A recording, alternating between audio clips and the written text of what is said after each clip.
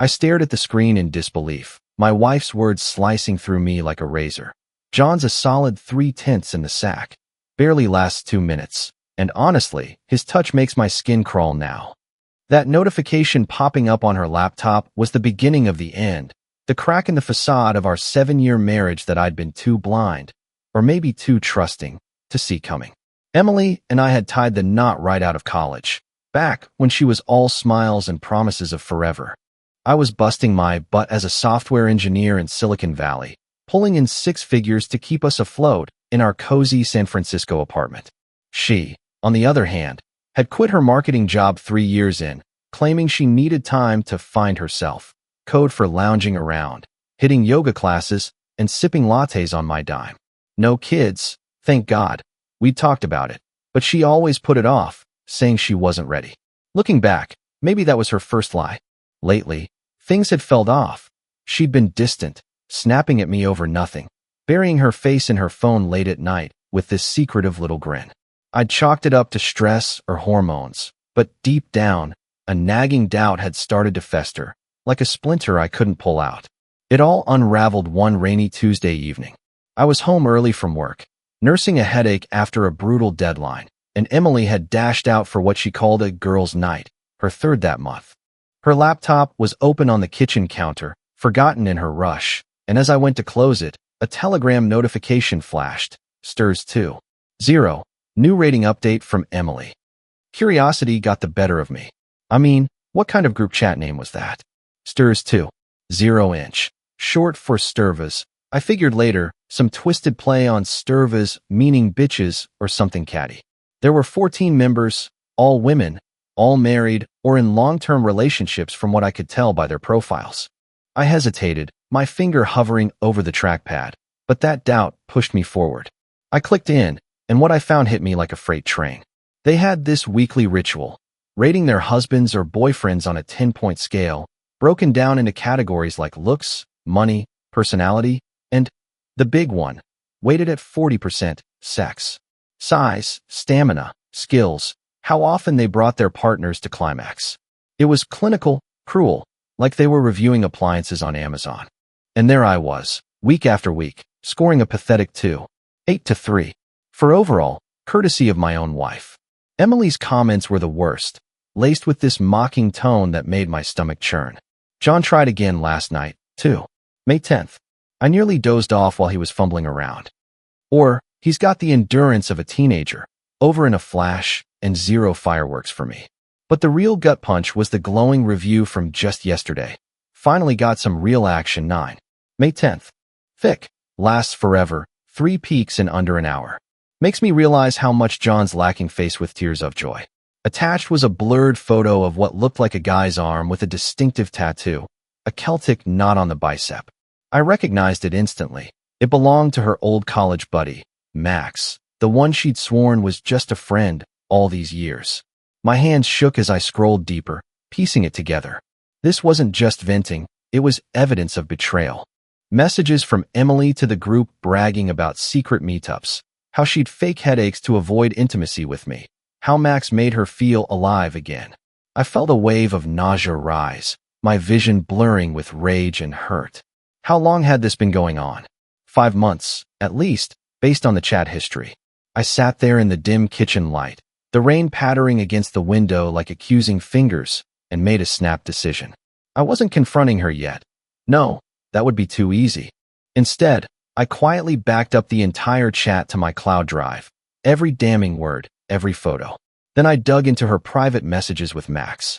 It was all there, flirty texts escalating to explicit plans, addresses of motels in Oakland, voice notes where her laughter turned to moans calling his name. I can't stand John Scent anymore. It turns my stomach, she'd written. Lies upon lies, to me about her whereabouts, to her friends about our happy life. The shock hit first, a cold numbness that pinned me to the chair. We'd built this life together, or so I thought. Vacations in Hawaii, cozy movie nights, her head on my shoulder whispering, I love you. Was it all an act? The anger bubbled up next, hot and unrelenting, making my fists clench. How dare she humiliate me like this, reduce our marriage to a scorecard in some toxic sisterhood. But beneath it all was the sadness, a deep ache that threatened to swallow me whole. I loved her, or loved who I thought she was. Now, staring at the evidence, I felt like a fool, played for years while she searched for herself in someone else's arms. I gave myself 2 weeks to process, to plan. No outbursts, no hints.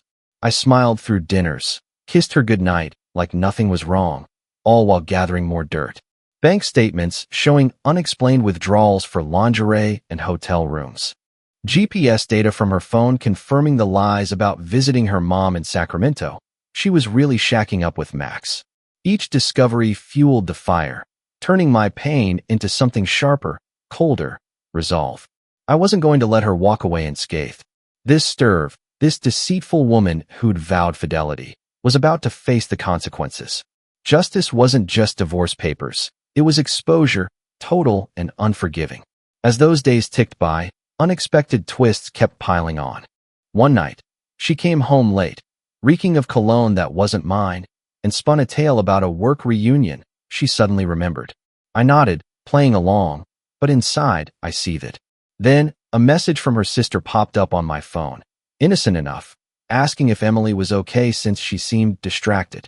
Little did she know. The group chat evolved too. Other women shared their own gripes, but Emily's were the most vicious, egging them on like the queen bee of betrayal. By the end of week 1, I'd hired a private investigator discreetly, confirming Max's identity and digging up his own skeletons. Married with kids, the hypocrite. The emotional roller coaster was brutal. Mornings of despair, wondering if I drove her away. Afternoons of fury plotting payback. But I held it together, waiting for the perfect moment. And then it came. Emily announced she was heading to her mom's for the weekend. Code for another rendezvous, I knew from the chats. As she packed, oblivious, I logged into her telegram from the laptop, heart pounding. The group was buzzing with weekend plans. I typed my message, fingers flying. Hey ladies, John here. Yeah, Emily's husband. Thanks for the honest feedback on my performance. Especially you, M, for those consistent 3/10s. But let's set the record straight. I attached it all. Screenshots of her affair, the explicit texts, photos of her with Max, his full details, name, job at that tech firm in Palo Alto, even his home address. The fallout was immediate, but that's for later. In that moment, as I hit send and watched the chat explode with reactions, I felt a twisted sense of power reclaiming what she'd stolen, my dignity. The moment I hit send, the chat froze for a heartbeat, then erupted like a grenade. Notifications flooded in faster than I could read them. What the hell is this? Emily, is that really you? Holy crap, John just dropped a nuke. One woman, someone named Sarah, typed in all caps. I can't believe she said that about her own husband. Another, a quieter one named Lauren, simply wrote, I'm out. This is disgusting. Within 60 seconds, 3 members had already left the group. I watched the member count drop from 14 to 11, then 9, like blood draining from a wound. I logged out of her account, deleted the Telegram app from her laptop, cleared the browser history, and shut it down. My pulse was hammering so hard I could feel it in my temples. I grabbed my pre-packed duffel bag, clothes, laptop, important documents, and walked out the door without looking back. The rain had stopped, but the air felt colder, sharper. I drove straight to the furnished apartment I'd rented 2 weeks earlier under a friend's name, just in case. I didn't want her tracking me. Not yet. Back in the new place, I poured a double whiskey and sat in the dark. The silence was deafening after the chaos I'd just unleashed. My phone started buzzing almost immediately. First came texts from the group members who had my number, women I'd met at barbecues, holiday parties, the occasional double date. They were mortified. Sarah, John, I'm so sorry. I had no idea she was saying those things. We never thought. God, I feel sick. Lauren, I just blocked her. I can't even look at her profile picture right now. Even Jessica, Emily's so-called best friend since college, wrote, I'm speechless. I thought she loved you. I'm so sorry you had to see all that. I didn't reply to any of them. Not yet. I needed them to stew in their guilt a little longer. Then the call started. Emily's mom, Linda, first. Her voice was shaking. John, what in God's name is going on? Emily just called me sobbing, saying you locked her out and posted horrible things about her. What did you do? I kept my tone flat. I posted the truth, Linda. Ask your daughter what she's been doing for the last 6 months. She gasped. She said you're making it all up, that you're having a breakdown. Check her phone. I cut in. Or better yet, ask her why she's been meeting Max Thompson in motels instead of visiting you in Sacramento. Silence. Then a broken whisper. Oh my God. Next came her dad, Tom. He didn't yell. He just sounded tired, defeated. Son, I don't know what to say. I raised her better than this. If it's true, I'm sorry. I'm truly sorry. I swallowed hard. It's true, Tom. All of it. He sighed. I'll talk to her. But John, whatever you decide to do next, I won't blame you. I hung up and stared at the ceiling. The whiskey burned going down, but it didn't dull the ache. Part of me still wanted to believe this was all a nightmare, that I'd wake up and Emily would be curled against me, whispering that she loved me. But the screenshots were real. The voice notes were real. The way she laughed about my pathetic performance while praising Max's was real. Around 2:17 a.m., my phone lit up with her name. Emily. I let it ring 6 times before answering. John. Her voice was raw, cracked from crying. Please, let me explain. I stayed silent. I didn't mean any of it, she rushed on. It was just stupid girl talk. We were venting, exaggerating. You know how it is. I was frustrated, but I never stopped loving you. Please, baby, come home. We can fix this. I laughed once, short, bitter. You wrote that my touch makes your skin crawl. You said you can't stand my smell. You told them you fake everything just to get it over with. And then you sent them pictures of Max while you were still in bed with him. She sobbed harder. I was angry. I was drunk. I didn't mean. You sent them his address. You bragged about how much better he is. You rated me a 3 out of 10 while you were cheating on me for months. John, please. You lied to my face every single day. You looked me in the eye and told me you were at your mom's, at yoga, at brunch with the girls, while you were spreading your legs for your old college hookup. She was crying so hard she could barely speak. I'm sorry. I'm so sorry. You're only sorry you got caught, I said quietly. And you're only calling because your little coven of backstabbing friends just saw exactly who you really are. I hung up. The phone rang again immediately. I turned it off. That night, I didn't sleep. I just sat on the edge of the unfamiliar bed, replaying every moment of our marriage like a movie I suddenly realized had been scripted by someone else. The vacations. The anniversaries. The way she used to smile at me across the room. All of it poisoned now. But the worst part, the part that kept me staring into the darkness, was realizing how perfectly she'd played the role. How convincingly she'd lied. How easily she'd reduced our entire life together to a cruel joke in a group chat. And how, in less than 24 hours, her entire social world had started to collapse. Tomorrow, I decided, I would make sure the rest of it burned. The next morning hit like a hangover without the drinking. I woke up on the stiff new mattress, sunlight slicing through half-closed blinds, and for 3 glorious seconds I forgot.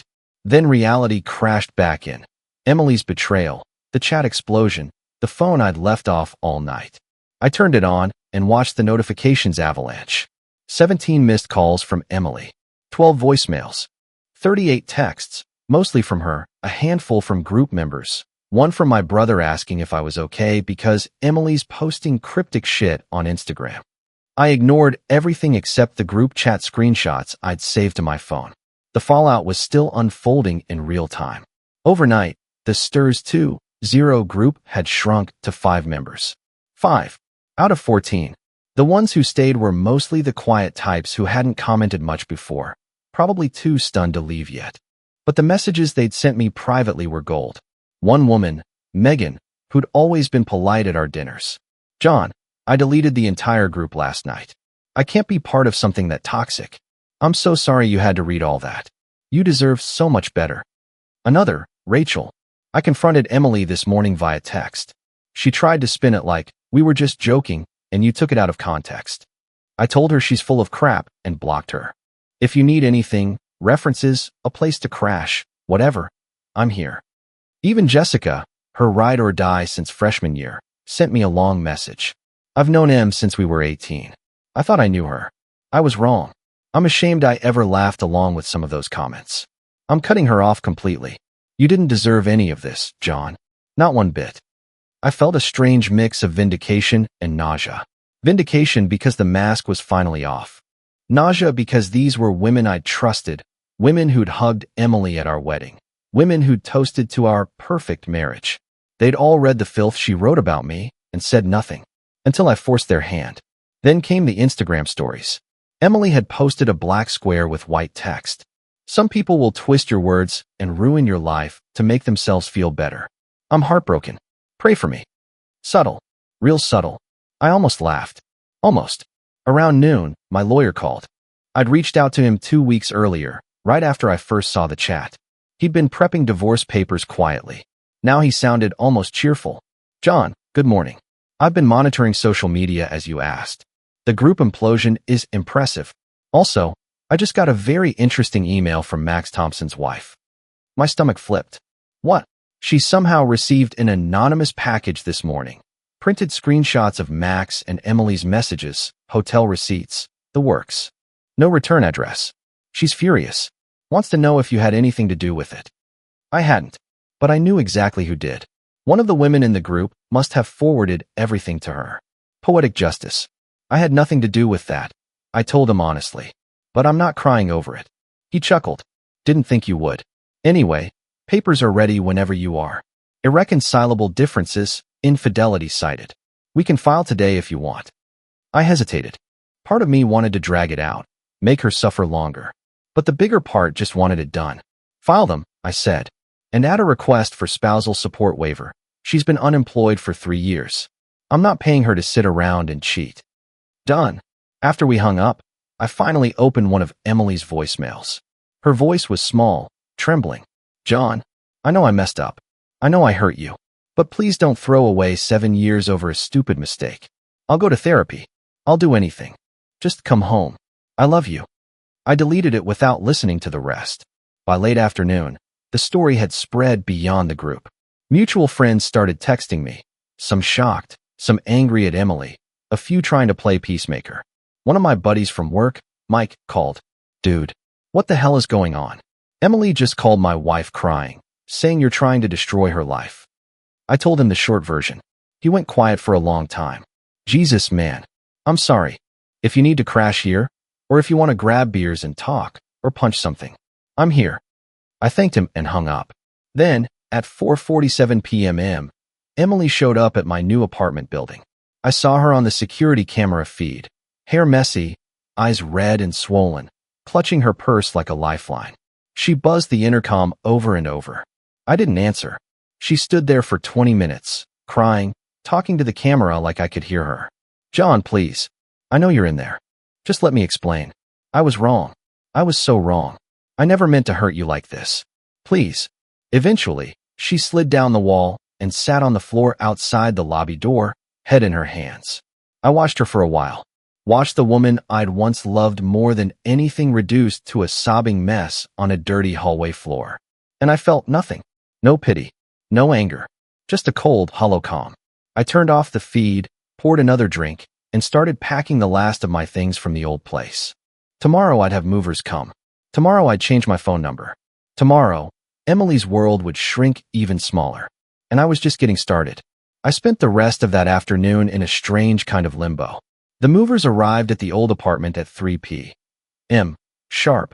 I'd given them the new key and instructions to pack everything that was mine and leave her junk exactly where it was. They texted updates every half hour. Bedroom done. Kitchen cleared. Office packed. By 6 p.m., my entire life, minus the woman who'd ruined it, was loaded into a truck and headed to a storage unit I'd rented across town. Clean break. Emily was still sitting outside my building when the movers left the old place. One of them sent me a photo, her on the lobby steps, knees drawn up, staring at nothing. Mascara tracks down her cheeks. She looked small, broken. For one fleeting second, something old and soft stirred in my chest, the part of me that had once promised to protect her forever. Then I remembered her voice in those voice notes, moaning Max's name while I was at work paying the bills, and the feeling died as quickly as it came. I turned my phone to silent again and went for a long drive up the coast. The fog was rolling in thick over the Pacific, the kind that makes everything feel muffled and unreal. I pulled over at a lookout point near Half Moon Bay, got out, and just stood there breathing in the salt air. For the first time in weeks, I let myself feel the full weight of it, Not just the anger, but the grief. 7 years. 7 years of shared dreams, inside jokes, quiet mornings with coffee, and her bare feet in my lap. All of it built on a foundation of lies. I cried then. Hard, ugly sobs that left me gasping against the railing. Not for her. For the man I used to be before she turned him into a punchline. When I got back to the apartment around 9 p.m., the security feed showed the lobby empty. She was gone. Probably crawled back to her old place. I didn't care where she slept tonight. The next morning brought fresh hell. My phone buzzed at 7:12 a.m. with a text from an unknown number. John, this is Karen Thompson, Max's wife. I got your gift yesterday. Thank you. I filed for divorce this morning. If you ever need a witness or anything, call me. I stared at the message for a long time. Then I typed back. I didn't send it, but I'm glad you know the truth. She replied almost instantly. Doesn't matter who sent it. The truth matters. He's moving out today. Good riddance. I set the phone down and felt a grim satisfaction settle in my gut. Max's life was imploding too. Good. By noon, the divorce papers were officially filed. My lawyer emailed me the confirmation. Emily would be served tomorrow morning. Process server at the old apartment, bright and early. I'd asked for everything. The apartment, in my name, the savings accounts, mostly my earnings, the cars, both mine. She'd get whatever the court decided was fair, but I wasn't going to make it easy. Then came the group chat fallout, round 2. One by one, the remaining stirs started messaging me. Some apologized profusely. Others tried to explain themselves. One, Claire, a woman I'd always thought was decent, sent a long voice note. John, I want you to know I never participated in the ratings. I hated that whole thing from the start. I stayed silent because, I don't know, I guess I was afraid of being the odd one out. But that's no excuse. I'm so sorry I didn't say something sooner. Emily crossed every line. I blocked her last night and reported the group to Telegram. It's gone now. The group was deleted. Poof. 14 women, one massive secret, reduced to nothing. Emily tried calling again that afternoon. I let it go to voicemail. Her message was different this time. No tears. No begging. Just cold fury. You think you're some kind of hero now? You destroyed me. You humiliated me in front of everyone I know. My friends won't even look at me. My parents are ashamed of me. Max left me. You happy now, John? You happy you ruined my life? I listened to it twice. Then I saved it, just in case I ever needed proof of how quickly her remorse had turned to blame shifting. That evening, I met Mike for beers at a quiet bar in the Mission. He hugged me when I walked in, the way only guys who've known you forever do. Man, he said after we sat down, I still can't believe it. Emily, of all people. I took a long pull from my bottle. Yeah, me neither. We talked for hours. He didn't try to fix it or tell me it would be okay. He just listened. And when I told him about the chat, the ratings, the voice notes, the way she'd laughed about me, he looked physically sick. Jesus Christ, he muttered. She's a sociopath. Maybe, I said. Or maybe she just stopped caring. He shook his head. Either way, you did the right thing. Letting that poison sit in the dark would have eaten you alive. I nodded. He was right. When I got home, I found a handwritten note slipped under my door. John, I know you hate me right now. I deserve it. But please believe me when I say I never wanted to hurt you like this. I got lost. I got selfish. I thought I could have everything. Our life and the excitement on the side. And I was wrong. So wrong. I'm moving in with my parents tomorrow. I'm going to therapy. I'm going to try to become someone you could maybe forgive one day. Not asking for a second chance. Just, please don't hate me forever. I'm so sorry. Emily. I read it 3 times. Then I folded it neatly, walked to the kitchen, and dropped it into the trash. Forgiveness wasn't on the table. Not tonight. The next morning arrived with a cruel kind of clarity. I woke up at 6:30 a.m., the exact time the process server would be knocking on the door of the apartment Emily had once called home. I pictured her in one of my old t-shirts, hair in a messy bun, opening the door expecting a delivery or maybe a neighbor. Instead, she'd get a man in a cheap suit handing her a thick envelope stamped with the words petition for dissolution of marriage. Served. Official. Irreversible. I made coffee in the new apartment's tiny kitchen and sat at the counter, staring at my phone. No messages yet. She was probably still asleep, or maybe she'd been up all night crying again. Either way, The bomb was about to drop. At 7:03 a.m., my lawyer texted. Served. She accepted the papers. No scene. Server said she looked like she hadn't slept in days. I exhaled slowly. It was done. 10 minutes later, the first wave hit. Emily called. I didn't pick up. She left a voicemail. Her voice hoarse, almost unrecognizable. You actually did it. You filed. After everything we've been through, you just threw it all away. I thought maybe we could talk, maybe fix this. But you hate me that much, don't you? Fine. I'll sign whatever you want. I just hope you can live with yourself. She hung up. No tears this time. Just flat, defeated rage. I deleted the message. By 9 a.m., the news had spread like wildfire through our mutual circles. My phone started lighting up with texts from people I hadn't heard from in months. My old college roommate, Dave. Bro, heard about Emily. I'm so sorry. That's brutal. You okay? A coworker, Lisa. John, just wanted to say I'm thinking of you. If you need time off or anything, just say the word. Even my sister, who lived in Seattle, called. She'd seen Emily's Black Square Instagram post and put two and two together after a friend forwarded her the group chat screenshots. Someone had leaked them wider, apparently. John, she said when I answered, tell me it's not true. It's all true, I replied quietly. She was silent for a long beat. Then, I always thought she was too good to be true. I'm sorry I didn't say it sooner. I love you. Come visit when you're ready. I thanked her and hung up, throat tight. Around noon, something unexpected happened. Max Thompson himself called me, from a blocked number. I almost didn't answer, but curiosity won. John. His voice was low, careful. It's Max. I stayed silent. Look, I know you hate me. You have every right to. What I did was wrong. I'm not going to make excuses. Karen kicked me out yesterday. I'm staying at a motel. I wanted to say I'm sorry. For everything. I let the silence stretch. He kept talking, words tumbling out. I didn't know she was saying those things about you. I don't know what I thought. I was stupid. Selfish. I ruined my own marriage, and I helped ruin yours. If there's anything I can do. There's nothing. I cut in, voice cold. You made your choices. Live with them. I hung up. For the rest of the day, I worked from home. Tried to, anyway. Emails blurred together. I kept replaying that phone call in my head. Max sounded broken. Good. He deserved it.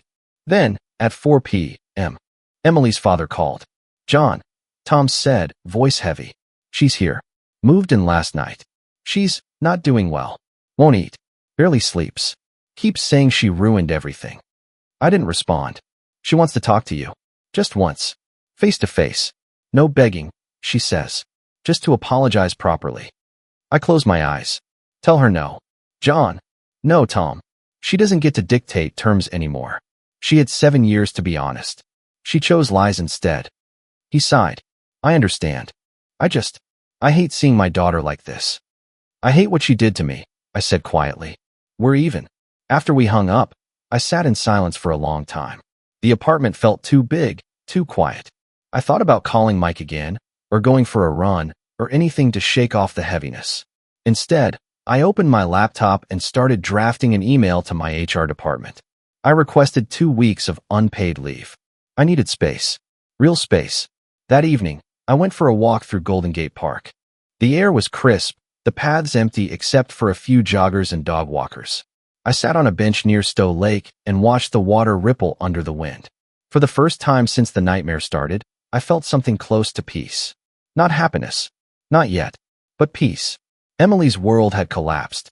Max's had too. Mine was still in pieces, but at least now the pieces were mine to put back together. I stood up, zipped my jacket, and started walking home. Tomorrow, I would change my phone number. Tomorrow, I would start the rest of my life. And Emily? She could keep the apartment, the memories, the guilt. I was done carrying her weight. The first few days after changing my phone number felt like stepping out of a war zone into sudden, deafening quiet. No more voicemails from Emily pleading. No more angry texts blaming me for her collapse. No more mutual friends awkwardly checking in. Just silence. And for the first time in months, I could actually breathe. I used the 2 weeks of leave to disappear a little. I drove down to Big Sur, rented a small cabin overlooking the ocean, and spent most of my time hiking, reading, and staring at the waves until my mind finally stopped replaying every betrayal in high definition. The salt air and the endless horizon did something to the knot in my chest. It didn't disappear, but it loosened just enough for me to sleep through the night without waking up in a cold sweat. When I got back to San Francisco, I started the slow process of rebuilding. I hired a financial advisor to separate our accounts completely. I changed the locks on the storage unit.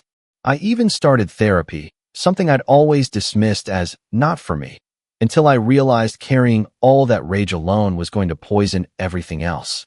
The therapist was a calm, no-nonsense woman in her 50s named Dr. Patel. In our first session, she asked the question I'd been dreading. Why did you choose public exposure instead of a private confrontation? I thought about it for a long time. Because she humiliated me in the most intimate, cruel way possible, behind my back, with people I knew, turning our marriage into a joke they all laughed at. I wanted her to feel what that was like. I wanted the people who enabled it to see exactly what they were protecting. Dr. Patel nodded slowly. And did it bring you relief? Yes, I admitted. And no. The relief came from finally speaking the truth. The emptiness came from realizing how much I'd loved someone capable of that kind of cruelty. We talked about forgiveness, not for her sake, but for mine. She didn't push it. She just said, forgiveness isn't absolution. It's deciding the past no longer gets to control your future. I like that. I wasn't ready to forgive Emily. Maybe I never would be. But I was ready to stop letting her live rent-free in my head. Meanwhile, the ripple effects kept coming. About 10 days after the divorce papers were served, I got an email from Emily's mother, Linda. She'd never been one for long messages, but this one was almost a novel. John, I know you probably don't want to hear from me right now. I don't blame you, but I need to say this. Emily is staying with us. She's seeing a therapist 3 times a week. She's barely eating, barely sleeping. She cries a lot. She keeps saying she destroyed the best thing that ever happened to her. I'm not asking you to take her back. I know that bridge is burned. I just want you to know that she's finally facing what she did. She's not the same person she was 6 months ago. The guilt is eating her alive.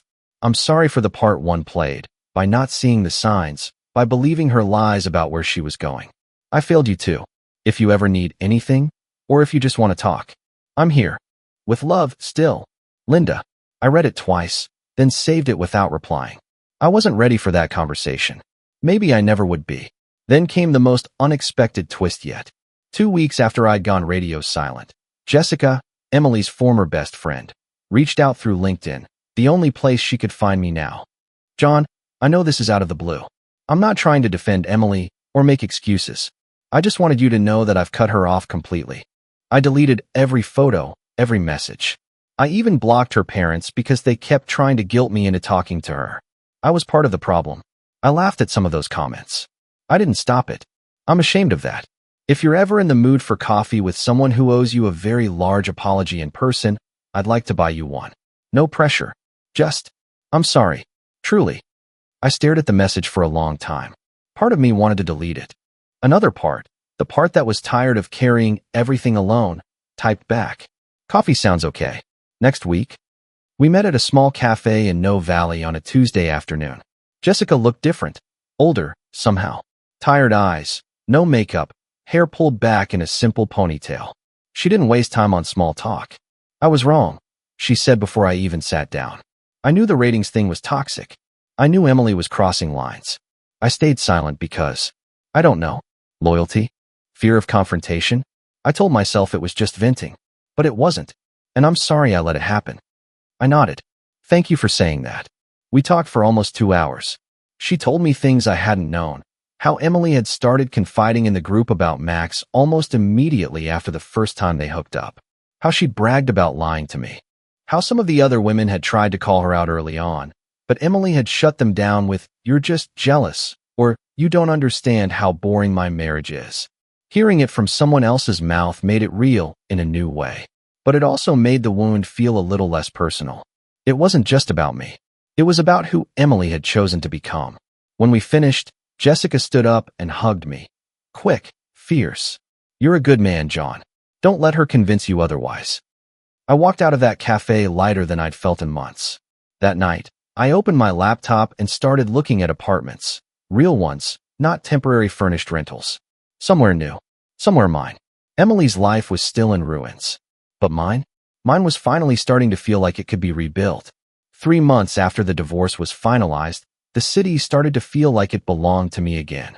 The apartment I'd rented in the Marina District had big windows, hardwood floors, and a view of the bay that made every morning coffee taste better. No ghosts of Emily lingered here. No half-used shampoo bottles. No forgotten earrings on the nightstand. Everything was new, clean mine. I'd thrown myself into work with a focus I hadn't had in years. Projects that used to feel like chores now excited me. I got promoted, senior engineer, bigger team, bigger paycheck. My boss pulled me aside one day and said, "Whatever you're doing, keep doing it. You're on fire." I just smiled. He didn't know the fire had started in betrayal and was now burning clean. Therapy was going well. Dr. Patel had become a steady anchor. We talked about anger, grief, trust. We talked about the difference between letting go and pretending it never happened. I was learning that forgiveness didn't mean forgetting. It meant refusing to let the past define the rest of my life. Socially, things were shifting too. Mike and I met for beers every Thursday like clockwork. Dave flew in from Chicago for a long weekend, and we hiked Muir Woods and talked until 3 a.m. about everything and nothing. Slowly, the people who mattered started filling the empty spaces Emily had left behind. Then came the day I least expected. It was a Saturday in early October. I was at a small art gallery opening in the Mission, something Jessica had invited me to. She'd been checking in every couple of weeks, never pushing, just there. Coffee turned into occasional dinners, then group hangs with her and a few other friends who'd quietly distanced themselves from Emily. Nothing romantic, just human connection when I needed it most. I was standing in front of a large abstract painting, swirls of deep blue and violent red, when I felt someone step up beside me. "John." The voice was soft, hesitant, familiar. I turned. Emily stood there. She looked different, thinner, hair shorter, natural color instead of the highlights she used to obsess over. No makeup, eyes red-rimmed, like she'd been crying recently. She was wearing a simple gray sweater and jeans, clothes I didn't recognize. No designer labels. No pretense. I didn't speak. I just looked at her. She swallowed hard. "I didn't know you'd be here. Jessica mentioned it last minute, and I just wanted to see you." From a distance. I wasn't going to say anything. I glanced around. Jessica was across the room, talking to the artist, pretending not to watch us. She caught my eye and gave a small, apologetic shrug. Emily took a shaky breath. "I'm not here to beg. I know that's over. I needed to say something in person. Not over text or voicemail. Face to face." I crossed my arms. Waited. She looked down at her hands, twisting a plain silver ring on her thumb. "I'm sorry. Not the kind of sorry that expects forgiveness. The kind that knows it can never be enough. I destroyed the best thing in my life because I was selfish, insecure, and cruel. I told myself it was just words in a chat. Just harmless venting. But it wasn't harmless. It was vicious. And it was real." She lifted her eyes to mine. They were wet, but steady. "I've been in therapy for months. Intensive. I've had to look at every ugly part of myself. The entitlement, the dishonesty, the way I turned my boredom into cruelty. I don't like who I was. I'm trying to become someone I can stand to look at in the mirror." She paused, voice dropping lower. "I lost everything. My friends. My family's trust. My marriage. Max. Well, that was never real anyway. I lost the right to call myself a good person. And I deserve every bit of it." I still didn't speak. "I'm not asking you to take me back," she said quickly. "I know that's impossible. I just needed you to hear it from me, not through someone else. I'm sorry, John. For all of it. For the lies. For the humiliation. For making you feel small when you were always the one holding us up." Silence stretched between us. The gallery noise felt far away. Finally, I spoke. My voice was calm, quiet. "Thank you for saying that." She blinked, surprised. "I don't forgive you," I continued. "Not yet. Maybe not ever. But I hear you. And I believe you mean it." She nodded slowly, tears slipping down her cheeks. "That's more than I deserve." I looked at the painting again, the violent reds bleeding into the blues. "You should go." She wiped her face with the sleeve of her sweater. "I will. Thank you for letting me say it." She turned to leave, then stopped. Without looking back, she said, "I hope you find someone who sees how incredible you are. Because you are." and I was too blind to see it. Then she walked away, disappearing into the crowd. I stood there for a long time, staring at the painting. Jessica came over eventually. "You okay?" I nodded. "Yeah, I think I am." She squeezed my arm. "Want to get out of here?" "In a minute." I took one last look at the swirling colors on the canvas. Chaos and beauty tangled together. Then I turned and walked out into the cool October night. The past wasn't gone. It never would be. But for the first time, it didn't feel like it owned me anymore. Winter came to San Francisco the way it always does. Wet, gray, and relentless. Rain lashed the windows of my new apartment for days on end, but inside it was warm, quiet, and starting to feel like home. I'd bought a few pieces of furniture that were actually mine. A deep leather couch, bookshelves that now held real books instead of empty boxes, a record player I'd wanted for years. Small things, but they mattered. Work was good, better than good. I was leading a new project team, mentoring 2 junior engineers who reminded me of the version of myself that still believed in happy endings. I laughed more in meetings. I stayed late because I wanted to, not because I was avoiding going home to silence. Therapy continued every Tuesday at 7 p.m. Dr. Patel and I had moved past the raw wound of betrayal and into something quieter, rebuilding identity. Who was I without Emily? Who did I want to be? The answers were coming slowly, but they were coming. One rainy Thursday evening in late November, Jessica texted, "Dinner at my place Saturday? Small group. No pressure. Just good food and better company." I said yes. When I arrived, the apartment smelled like garlic and rosemary. Jessica opened the door in an apron, hair up in a messy bun, smiling like she'd been waiting all week for this. Inside were 4 other people, Mike and his girlfriend Sarah, not the Sarah from the old group chat, different Sarah, Kinder Sarah, Dave, who'd flown in for the holiday weekend, and a woman I didn't know named Claire. Claire was tall, dark-haired, with a quiet laugh and eyes that crinkled at the corners when she smiled. She worked in graphic design, loved old jazz records, and had just moved back to the city after 5 years in Portland. Jessica introduced us casually. "Claire, this is John." "John, Claire," and then disappeared into the kitchen to finish the risotto. We talked easily. No awkward silences. No pitying glances.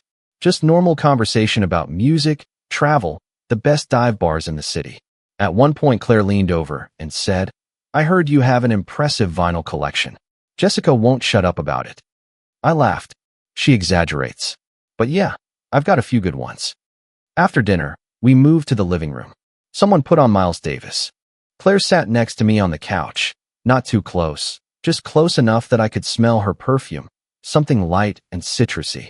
We talked about Kind of Blue, about how the rain made everything sound better on vinyl, about the way certain albums feel like old friends. Around midnight, people started drifting out. Mike clapped me on the shoulder. "Good to see you smiling, man." Dave hugged me hard. Sarah and Jessica exchanged a knowing look that I pretended not to notice. Claire lingered, helping Jessica clear plates. When she came back into the living room, she hesitated. "I'm heading out," she said. "But if you ever want to grab coffee or go crate digging at Amoeba sometime, I'd like that." I looked at her, really looked. She wasn't trying to fix me. She wasn't pitying me. She was just interested. "I'd like that too," I said. She smiled, small and genuine. "Good." She left her number on a napkin, tucked it into my coat pocket, and walked out into the rain. Jessica watched from the doorway, arms crossed, grinning like she'd won something. "Don't say anything," I warned her. "I wasn't going to," she lied. I walked home through the wet streets, the city lights smeared across puddles. My phone buzzed once, a text from Claire. "Safe walk home.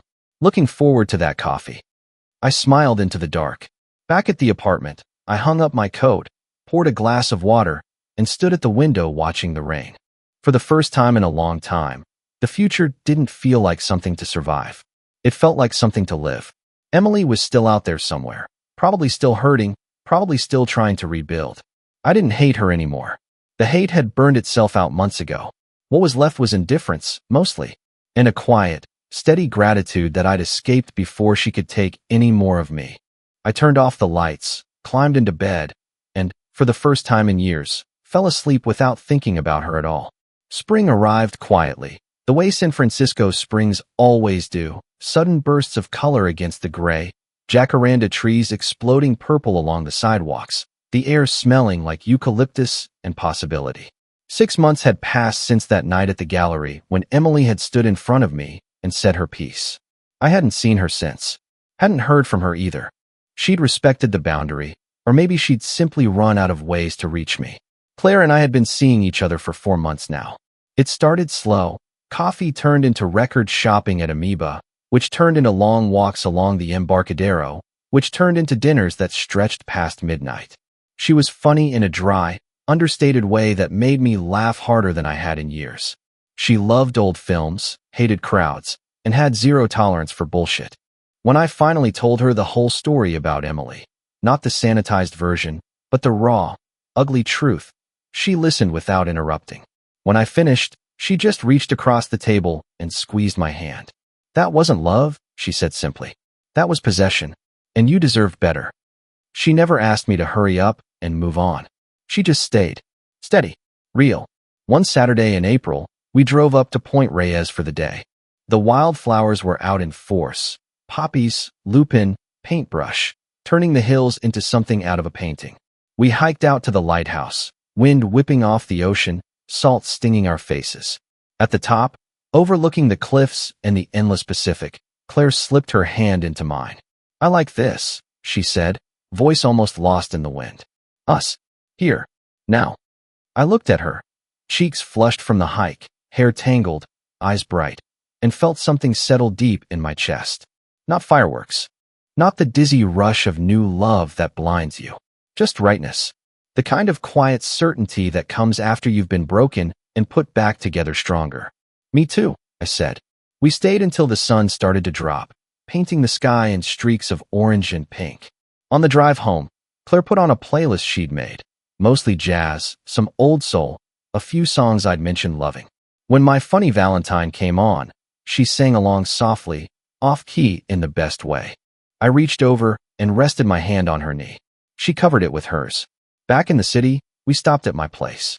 She'd never stayed over before, not because we hadn't wanted to, but because neither of us was in a rush. Tonight felt different. We cooked dinner together, pasta with whatever was in the fridge, a bottle of red wine, laughter filling the kitchen. After, we sat on the couch with the windows open, city lights glittering below us. Claire curled against my side, head on my shoulder. I'm happy, she said quietly, like she was surprised by it. I kissed the top of her head. Me too. Later, when we finally moved to the bedroom, it was slow and gentle and honest. No performance. No fear. Just two people who'd both been hurt and were choosing, carefully, to trust again. In the dark afterward, with her breathing soft and even against my chest, I realized something. I wasn't thinking about Emily. Not even a little. The ghost that had haunted every quiet moment for so long was gone. Not erased. Nothing gets erased, but it no longer had power over me. The next morning, I woke up to sunlight streaming through the curtains and Claire already in the kitchen making coffee. She turned when she heard me, smiled that small, real smile. Morning, she said. Morning. We drank coffee on the balcony, watching the fog burn off the bay. She leaned against the railing, robe slipping off one shoulder. I was thinking, she said, maybe we could take a trip this summer. Somewhere with mountains. Or beaches. Or both. I smiled. I'd like that. She looked at me then. Really looked, and whatever she saw made her smile widen. Good, she said. Because I'm not going anywhere. And for the first time in what felt like forever, I believed her. Summer came fast and bright. The kind of San Francisco summer that feels stolen. Warm days that stretch into golden evenings. The fog holding back just long enough for the city to remember what sunlight feels like. Claire and I had planned the trip she'd mentioned back in April. A week in Big Sur, then a few days in Mendocino. No itinerary, no rush. Just open roads, ocean views, and time. We left on a Friday morning in late July. The drive down Highway 1 was slow and perfect, stopping at roadside stands for peaches and cherries, pulling over at every scenic lookout so Claire could take photos with her old film camera. She laughed when I teased her about being analog in a digital world.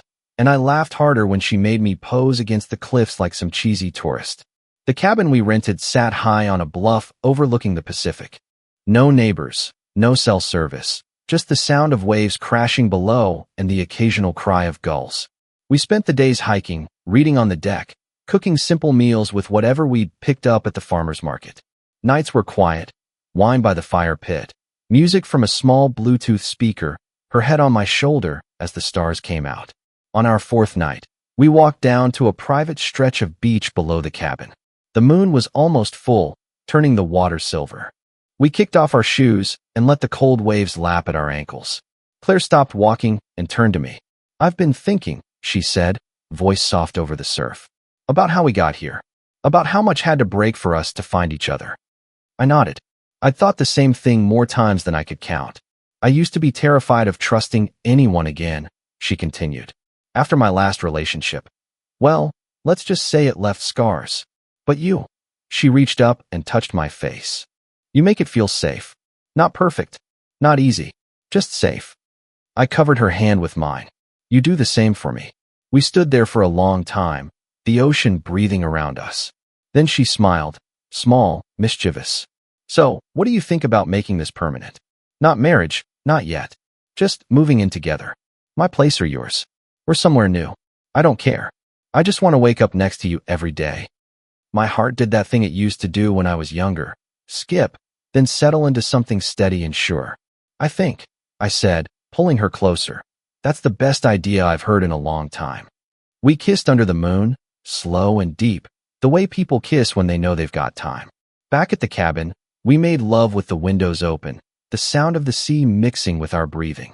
Afterward, she fell asleep curled against me, and I lay there awake for a while, staring at the ceiling beams.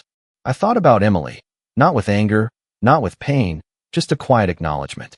She'd been part of my story, a painful, ugly chapter. But chapters end, and this one had closed a long time ago. I thought about the man I used to be, the one who believed love was enough to fix anything, who trusted too easily, who stayed too long. That man was gone. In his place was someone wiser, harder around the edges, but kinder too. Someone who knew what he wanted and wasn't afraid to claim it. I looked down at Claire, her face peaceful in sleep, and felt something I hadn't felt in years, gratitude. Not just for her, but for everything. The hurt, the healing, the long road that led here. The next morning, we woke to sunlight pouring through the windows. Claire stretched, smiled sleepily, and said, "Coffee." "Coffee," I agreed. We sat on the deck with our mugs, watching the ocean wake up. No words needed. Just the two of us, the sea, and the promise of everything still to come. I had learned the hardest lesson of my life. Love isn't blind faith. It's choosing someone every day, knowing their worst, and still wanting their best. It's honesty, even when it hurts. It's walking away when you have to, and walking towards something better when you can. To anyone reading this who's sitting in the wreckage of betrayal, it gets better. Not overnight. Not without scars. But it does get better. You will laugh again. You will trust again. You will love again. Deeper, wiser, truer.